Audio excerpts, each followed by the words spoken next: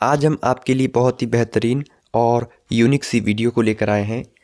आज हम बात करने वाले हैं छोटी बच्चिया के सींगों को कैसे निकाला जाता है। यहाँ पर ये जो ब्लैक कलर की कलिकाएं आप देख सकते हैं, ये जो कलिकाएं देख सकते हैं, इनको हटाने की प्रक्रिया है और इनको हटाने की प्रक्रिया को ही हम डिसबडिंग बोलते हैं, जो कि काफ के बचपन के टाइम, चाहे वो मेल है या फिर फीमेल है, दोनों की डिसबडिंग की जा सकती है। और कैसे की जा सकती है, किस मेथड के द्वारा की जाती है, कौन सी एज में करनी चाहिए, कैसे करनी चाहिए, किन किन बातों का ध्यान देने की आवश्यकता होती है, बिल्कुल प्रैक्टिकल विद प्रूफ आपको इस वीडियो में सारी जानकारी देखने को मिलेगी। क्योंकि हमारा उद्देश्य आपको नॉलेज देना है और वीडियो को देखकर आप ऐसा कुछ भी घर में स्वयं से ट्राई मत कीजिएगा, क्योंकि यह वीडियो सिर्फ नॉलेज पर्पज़ के लिए है। और इसी तरह की प्रैक्टिकली वीडियोस देखने के लिए आप हमारे इस चैनल को लाइक, शेयर और सब्सक्राइब ज़रूर करें। फील्ड में गाय, भैंस, भेड़, बकरी, कुत्ते के लिए जितनी भी दवाइयाँ उपयोग में की जाती है, उन सभी की PDF जो है वो आपको मिल जाएगी। ये जो पैटर्न आप अपनी स्किन के ऊपर देख रहे हैं, इसी तरह का पूरा PDF का पैटर्न है, जो कि आपको स्क्रीन पर नंबर दिख रहा है, इस पर आपको व्हाट्सएप या फिर कॉल करना है। और इसका जो मात्र प्राइस है वो 200 रुपये है, वो आपको मिल जाएगा पूरा की पूरा PDF। और अगर आप मुझसे डायरेक्ट कॉल पर बात करना चाहते हैं किसी भी केस के रिगार्डिंग एमरजेंसी कंडीशन में, तो इस नंबर पर आप व्हाट्सएप करें। आपको मेंबरशिप लेनी होगी, उसकी सारी डिटेल आपको व्हाट्सएप या फिर कॉल पर मिल जाएगी। जब भी आप बच्चे की डिसबडिंग करते हैं तो उसको अच्छी तरह से रिस्ट्रेन कर लीजिए, उसकी अच्छी तरह से कास्टिंग कर लीजिए। जब भी आप डिसबडिंग करते हैं तो फिर वो ज़्यादा हिले डुले नहीं। और जब भी आप डिसबडिंग को समझते हैं, डिसबडिंग का मतलब ये होता है कि जो इसके सींग की छोटी छोटी कलिकाएं होती हैं, ठीक है, वो बचपन में ही निकाल दी जाती है, या बचपन में ही जिन सींग की कलिकाओं को हटाया जाता है, उसी प्रक्रिया को डीबडिंग कहा जाता है। आप डिसबडिंग बोल सकते हैं, डीबडिंग भी कह सकते हैं। और ये निकालना बहुत ही ज़्यादा ज़रूरी हो जाता है। और इन्हें निकालने का जो सबसे बेहतरीन तरीका है वो भी मैं आपके साथ शेयर करने वाला हूँ। और यहाँ पर लिग्नोकेन का आप ज़रूर से इस्तेमाल करें। लिग्नोकेन का यूज़ करना काफ़ी ज़्यादा ज़रूरी है। इससे आपका जो पशु है वो दर्द नहीं करेगा। लिग्नोकेन लोकल एनेस्थेसिया होता है, जो कि ऐसी सर्जरी वाली कंडीशन में या आप कोई भी ऐसी कंडीशन करते हैं तो उस कंडीशन में लिग्नोकेन देना बहुत ही ज़्यादा ज़रूरी होता है। उसके बाद आपका जो एनिमल होता है वो बिल्कुल शांत रहता है, उसको दर्द नहीं होता। पशु एकदम से उस एरिया को जो है वो सुन्न हो जाता है, पशु को पता भी नहीं लगता कि वहाँ पे हम क्या कर रहे हैं। तो ऐसी कंडीशन होती है। अब हम बात करते हैं कि डिसबडिंग हम किस मेथड से कर रहे हैं। तो यहाँ पर हम गर्म लोहे की छड़ का इस्तेमाल करेंगे, जिसे हम डिसबडर भी कहते हैं। इनको आग पर गर्म किया जाता है और उसके बाद इनको गर्म करने के बाद इनको उन कलिकाओं के ऊपर रखा जाता है। और जैसा आप इस वीडियो में देख रहे हैं, ये जो चीज़ अभी निकली है छोटी सी, तो ये वो ब्लैक कलर की कलिका थी जिसको हमें निकालना होता है। इसको निकालने के बाद सींग को फिर से थोड़ा सा दागना होता है, ताकि ये जो वाइट कलर की हड्डी है ये दोबारा से ऊपर की ओर उभर कर सामने ना आए। इस बात का हमें अच्छे तरह से ध्यान रखना है। और इस तरह से हमें दोनों साइड के सींगों की डिसबडिंग करनी है। दोनों सींगों की जो कलिकाएं होती है उनको निकालना होता है और पूरा अच्छी तरह से इनको दागना होता है।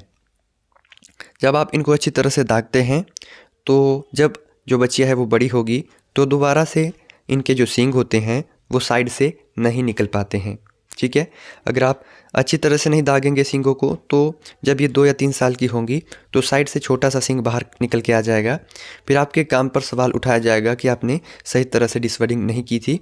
और दूसरा ये है कि फील्ड में जो आपकी रेपुटेशन है उसमें भी फ़र्क पड़ सकता है।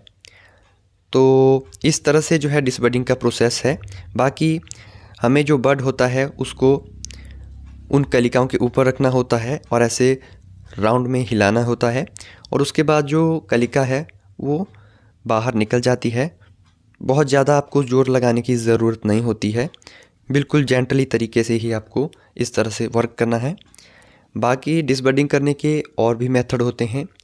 रबड़ बैंड द्वारा आप कर सकते हैं, इलेक्ट्रिक डिहॉर्नर द्वारा आप कर सकते हैं, रासायनिक विधि होती है जैसे NaOH हो गया, KOH हो गया, पोटाश, इनकी सहायता से भी डिसबडिंग की जा सकती है।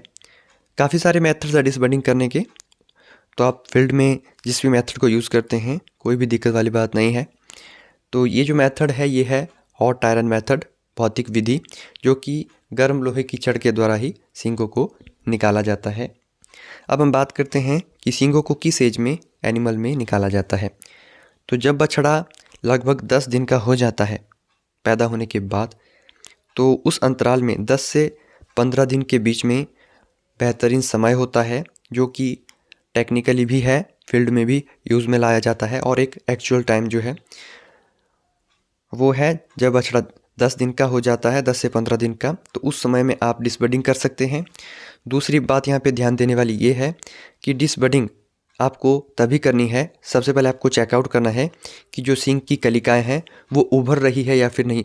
अगर आपको बिल्कुल भी नहीं है कि अभी जो डिसबडिंग आप करने के लिए जा रहे हैं फील्ड में, वहाँ पे अभी सींग की जो कलिका है वो बछिया में नहीं आई है, नहीं दिख रही है, बिल्कुल इम्प्रूवमेंट नहीं है, तो आप थोड़े से दिन वेट कर सकते हैं। और जब वो सींग की कलिका थोड़ी उभर कर सामने आ रही हो तो उस टाइम पर ही डिसबडिंग करें, ठीक है।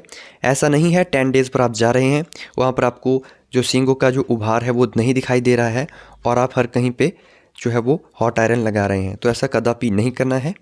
अब यहाँ पे हम सींग निकालने के बाद यहाँ पर हम बर्नॉल का इस्तेमाल कर रहे हैं। आप किसी का भी इस्तेमाल कर सकते हैं जो भी आपके पास अवेलेबल हो एंटीसेप्टिक ऑइंटमेंट, बट यहाँ पर हम बर्नॉल का जो है इस्तेमाल कर रहे हैं।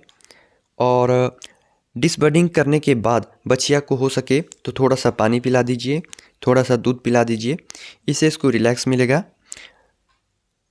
अब हम बात करते हैं कि डिसबडिंग करना क्यों ज़रूरी है। आजकल गाइस देखिए, जब आपकी बछिया के सींग होते हैं तो उनका जो मूल्य है, यानी कि जो उनकी रकम होती है, उसका दाम नहीं बन पाता है, तो किसान भाइयों को काफ़ी ज़्यादा नुकसान होता है। दूसरी बात ये है कि जब ये बड़े हो जाते हैं तो कोई पशु के साथ एक दूसरे के साथ लड़ते झगड़ते हैं। हॉर्न कैंसर जैसी एक भयानक बीमारी होती है पशुओं में, जख्म हो जाता है तो भी काफ़ी ज़्यादा दिक्कत हो जाती है। तो इसीलिए मतलब काफ़ी सारे ऐसे कारण हैं जिसकी वजह से बछिया में डिसबडिंग की जाती है। और डिसबडिंग करने के बाद ये आप देख सकते हैं काफ़ी सारे लोगों का डाउट रहता है कि बछिया शॉक या इस तरह की कंडीशन में चली जाती है, बट ऐसा कुछ भी नहीं है। बछिया बिल्कुल सही है, शांत है। और जब आप लोकल एनेस्थेसिया का इस्तेमाल करते हैं तो ये कोई भी कंडीशन नहीं होती। विदाउट लिग्नोकेन अगर आप इस्तेमाल करते हैं तो फिर कंडीशन ख़राब हो सकती है। तो ये था डिसबडिंग का पूरा प्रोसेस। अगर आपको ये वीडियो पसंद आई हो, नॉलेजेबल लगी हो, तो आप इस वीडियो को एक लाइक, शेयर और सब्सक्राइब ज़रूर कीजिएगा। मिलते हैं नए और फ्रेश वीडियो में। और एक बार फिर से कह रहा हूँ, यह वीडियो सिर्फ आपके नॉलेज पर्पज़ के लिए है। आप ऐसा कुछ भी घर में ट्राई मत कीजिएगा।